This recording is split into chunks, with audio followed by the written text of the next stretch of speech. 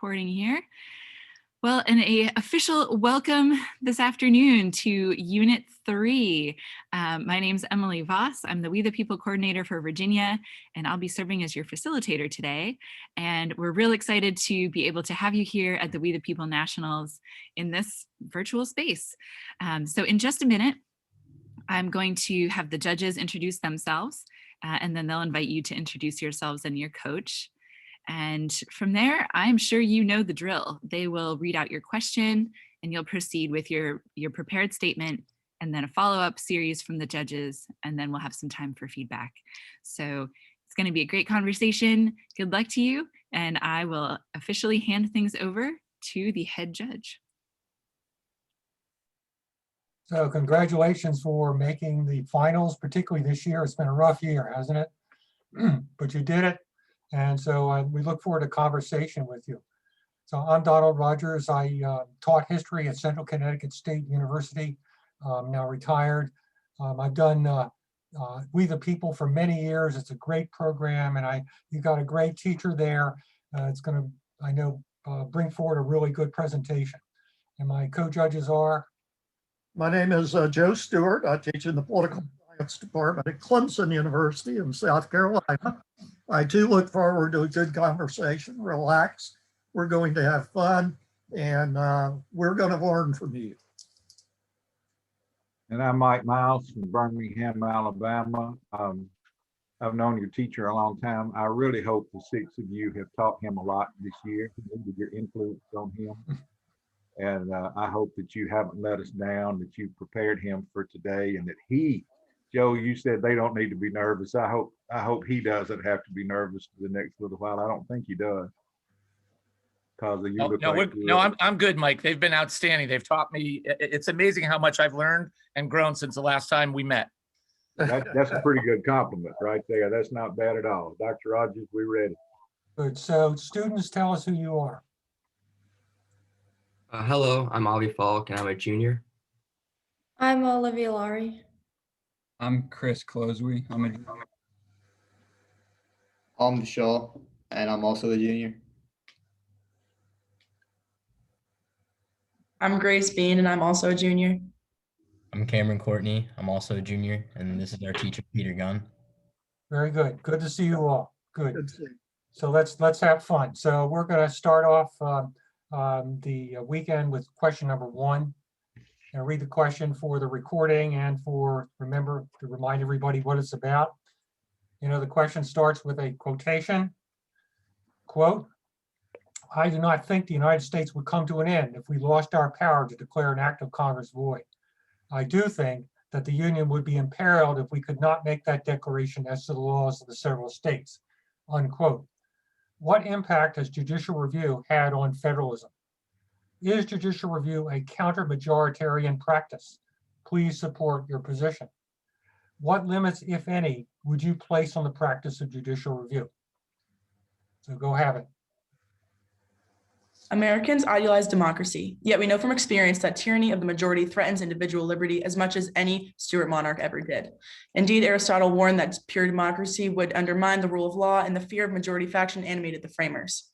Nonetheless, Americans prefer Republican democracy because it reflects the popular sovereignty derivative of our belief in natural rights.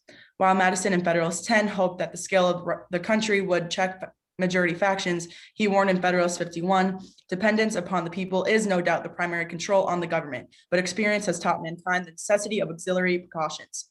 The judicial branch is precisely the crucial check that maintains the constitutionality of our Republican government. Moreover, in a federal republic, the judiciary ensures that state legislatures do not overstep their power. Recall that Madison's proposal addition to the original Bill of Rights would have limited state power over faith, a free press, and criminal procedure. But that proposal failed to survive the Senate, and so again, the power of the judiciary rose to the challenge. In rulings based on the supremacy, due process, and the interstate commerce clauses, the judicial review helps define American federalism. Accordingly, judicial review remains an important power in ensuring constitutional government. The system is not perfect, but with additional limits, we the people might become one step closer to a more perfect union. Judicial review directly impacts federalism because it enforces the supremacy clause. In McCulloch v. Maryland, the Supreme Court ruled that Congress not only had the power to incorporate the national bank because the necessary and proper clause, Maryland did not have the power to tax on it because the power to tax is the power to destroy. Prohibited under the supremacy clause. Judicial review has most strongly limited states' power in the form of incorporation. From Gitlow v. New York in 1925 to more recently Timms v. Indiana in 2019, incorporating guarantees in the Bill of Rights highlight judicial review as one of the cornerstones of maintaining the constitutionality of government. The Supreme Court has also used judicial review to consolidate power on the national level through the Interstate Commerce Clause. Famously, in Gibbons v. Ogden, the court ruled that New York did not have the authority to prevent Gibbons from navigating from New York to New Jersey. This set a precedent that was expanded by Wickard v. Filburn, so that Congress had the power to regulate any activities that affected commerce. This allows Congress to essentially exercise a plenary power over the states. Judicial review is a counter-majoritarian practice because it gives sovereignty to unelected justices. In Eakin v. Robb, Justice Gibson dissented. It is the business of the judiciary to interpret the law, not scan the authority of the lawgiver. With such great power, Gibson argued against judicial review because judges are unelected, yet they act with sovereignty, even though they do not have the actual consent of the people. At minimum, the court's 5 judges ruled against 51 senators and 218 representatives, a clear violation of democratic principles. Like any power, judicial review can be abused and therefore needs to be limited. On occasion, the Supreme Court has failed to protect natural rights. For example, in Lochner v. New York, the court held that limits to working time violated the 14th Amendment. This led to 170 labor statutes to be struck down, leaving workers vulnerable to hazardous conditions. The court's mistake was in prioritizing liberty over life. By that, we mean prioritizing workers' right to choose 60-hour work weeks. Currently, the only way to reverse the decisions is through a constitutional amendment, the court reversing a decision or replacing a judge. These options are not viable because amendments are too slow to resolve issues. Reversing a decision weakens the court, and replacing a judge is somewhat unpredictable. Of the many possible solutions, treating judicial review like a presidential veto is perhaps the most effective. This will allow the legislator to correct errors with a 2/3 majority of Congress for federal law and 3/4 of state for states law, which will transfer power from the judiciary back to the legislator, back to the popular sovereigns, while allowing the court to do its most important job, to educate us about what the Constitution really means, without the political rancor of trying to expand the court or reforming lifetime tenure. The judiciary remains a vital source of both a constitutional check on the passionate majority of the moment and a source of wisdom to educate everyone about the true meaning of our civic culture. Thank you. We're ready to answer your questions. Very nice presentation.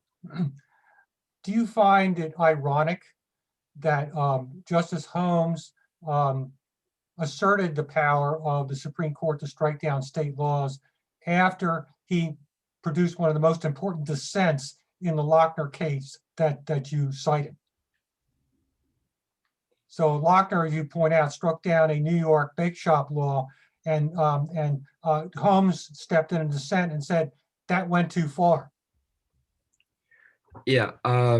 So I do find it ironic, but I also look at Justice Marshall and the only case he lost in Ware v. Hilton, which he argued against judicial review. Yet he used the same argument in which he lost to defend McCullough v. Maryland.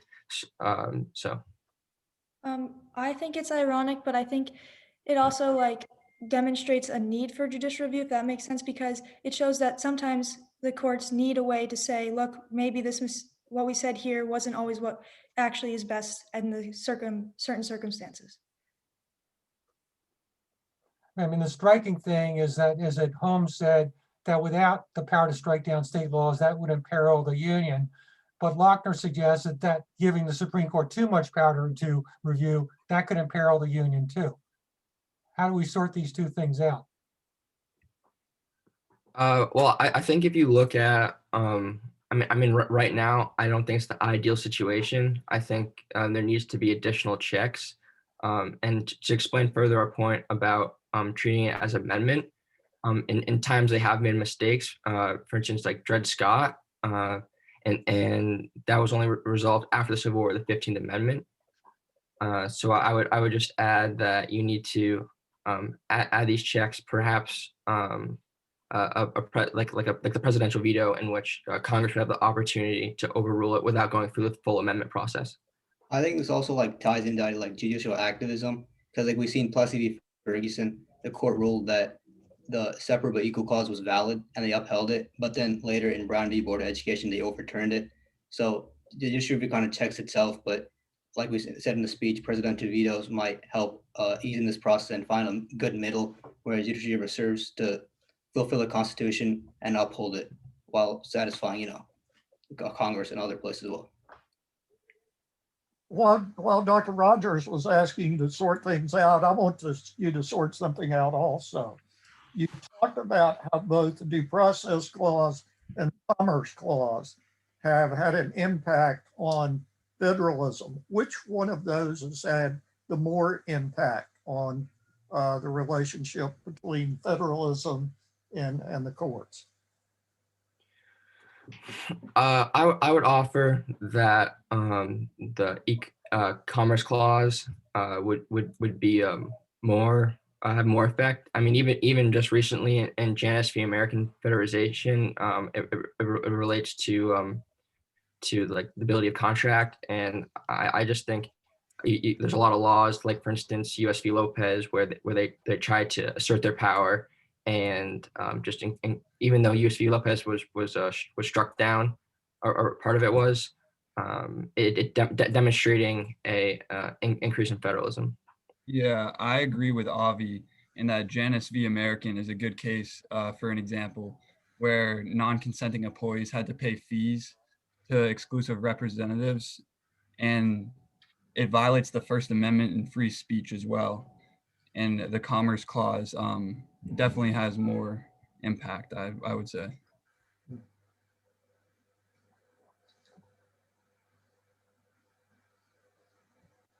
Mike, you're muted. Thanks. 43 states have bills that are either pending or have passed in the state legislature. Some people call them election integrity bills, and some people call them voter suppression bills. But those cases will rise to the Supreme Court at some point. At least I hope they will. And perhaps they're rising from a candidate in the last election claiming that he was robbed, that the election was unfair, that there was fraud. And 3 of the 9 people who will hear the case were put on the court by him. When those cases rise, can you take politics out of it? Or should justices that were appointed by someone who might be affected by their ruling recuse themselves? What do you do in a situation like that? I think it's important that we consider politics because in this, but I don't think it'd be fair to say to some judges that you can't be in this because of the way you were elected in by the president, because then you could argue that almost all cases would have a certain viewpoint. And in this situation, like Amy Coney Barrett was elected by Trump, so you could argue that she would fight more for having the election be stolen, but it wouldn't be any different if someone was voted by, say, Obama to say that it wasn't. So Right. I would just correct. Nominated by Amy Coney Barrett was nominated, and I think your question gets at to the idea of minority tyranny. Just that Trump lost the popular vote, and in some respects, the Senate with just based on the filibuster and requiring 41 senators, and the Republican could represent just 21% of the population. And I pointed out and just to demonstrate the idea that it's less about politics so much so as representation.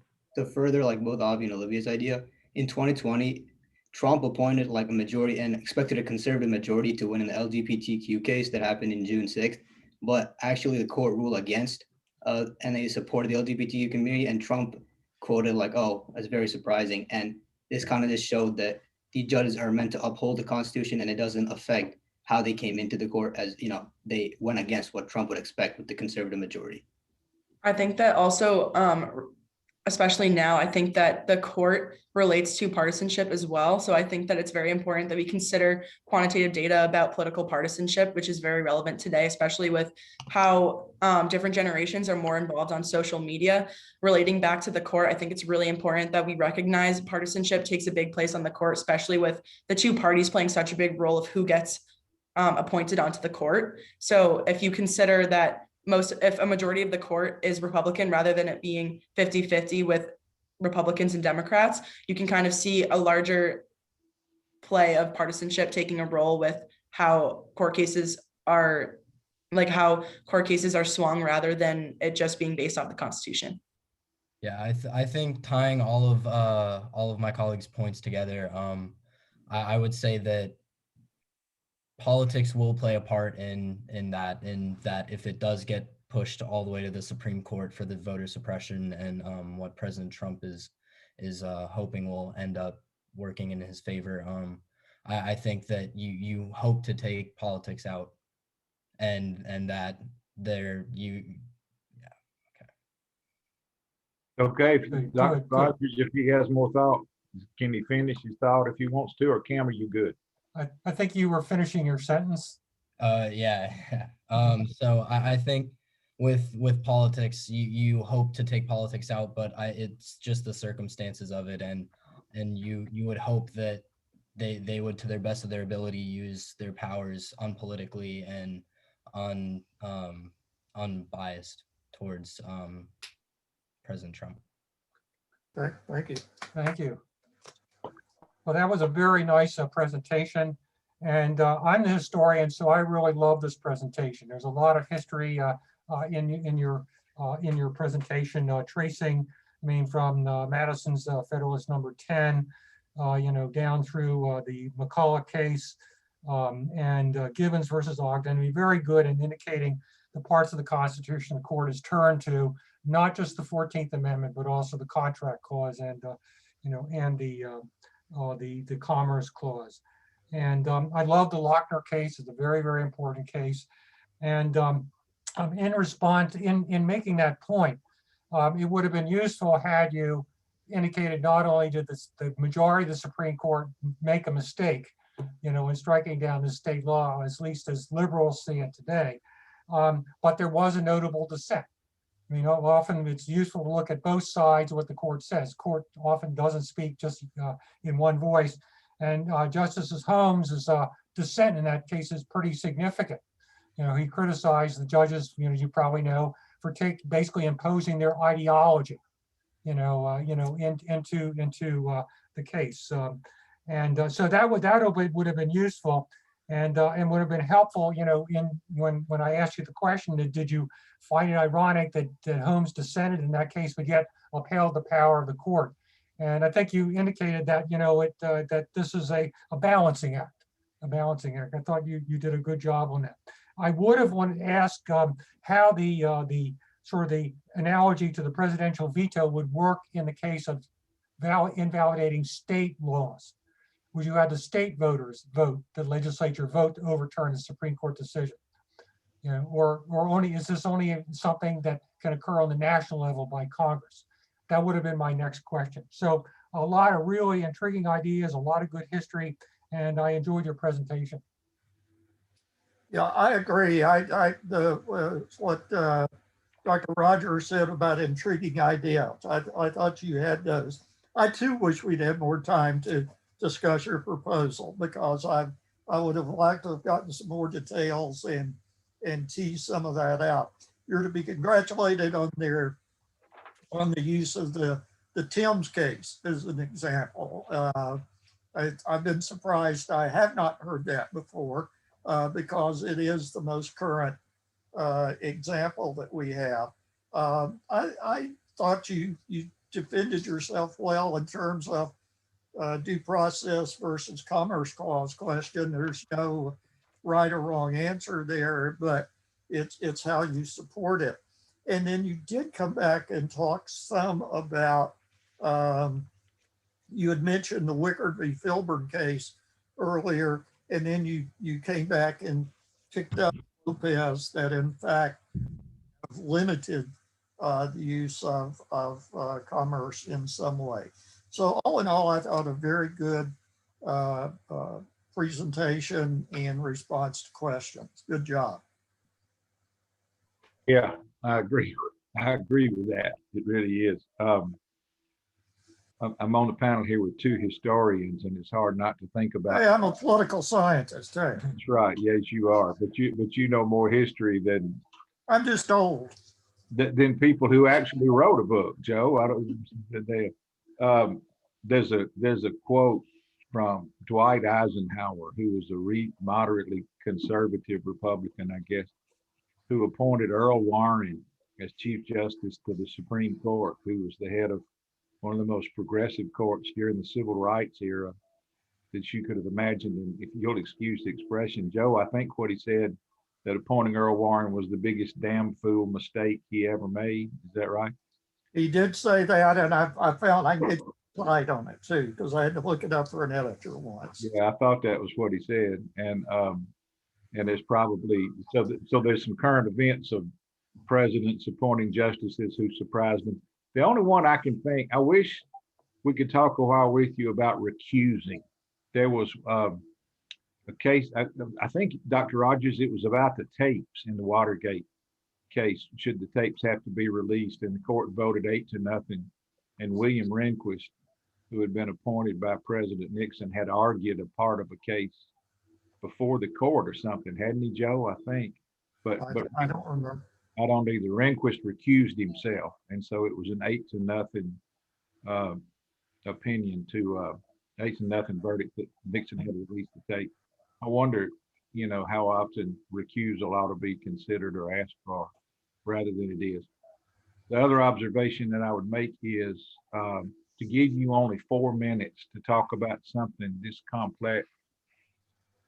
The frustration that we have is you covered so many different things in the essay that we were having to decide whether we could get on 2 of them and just dig real deep or touch on each one of them. And the other thing, Peter, it's hard for a unit to have 6 people and equally divide the material. The essay was clearly equally divided and expertly so. But I think in the Q&A, every one of you contributed at some point in a key way to the question and answer. And that was really helpful. I was visiting with your teacher at the very beginning. I say this is a 6-person unit, but it's not. It's a 7-person unit. I know that Mr. Gunn is very much a part of your work, and I've known him long enough to see his influence this afternoon in what you have said, what you wrote, what you said, how you said it, and how you answered our questions is a great reflection of his influence on you and the things that you will be able to do your freshman year in college that nobody else will. For those of you who are juniors, let me just say a resentful word. When I was a junior in high school, I couldn't remember where my locker was. And you're discussing constitutional law with Donald Rogers and Joe Stewart. So that's a pretty bad thing. Y'all did a great